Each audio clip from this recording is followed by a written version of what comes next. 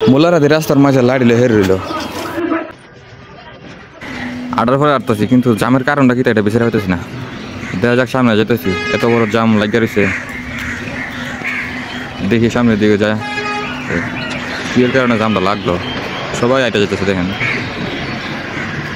ব্রাহ্মণবাড়িয়া টিকা একবারে 1 কিলোমিটারের উপরে জাম লাগিয়ে রয়েছে বেগ বুক কান্দি মন্দির লয়া ছুটছে পাবলিক এটা সামনে ব্রিজের উপরে জাম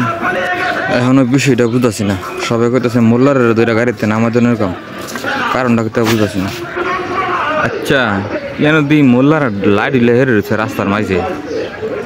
ও মোল্লার দি লাইট লইয়া হেরে রয়েছে এন গাড়ি যাবে কেমনে এন আন্দোলন করতেছে সারা দেশ জাম লাগাইছে রে না মোল্লার দল জাম লাগাই বইছে ঠিক আছে এই যে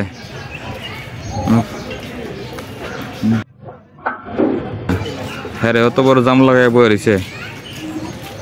1.5 কিলোমিটার আইটাইছি আসার পরে দেখলাম মোল্লারা জাম লাগাইয়া হেরে রয়েছে চতুর্দিকে গাড়ি ঘোড়া আর মাই যে মোল্লারা দাঁড়ায় আসে যেন হেরার মতন ওয়াশ করতেছে হেরা যাবিন না জলে বন্দি করে রাখছে বুঝলাম না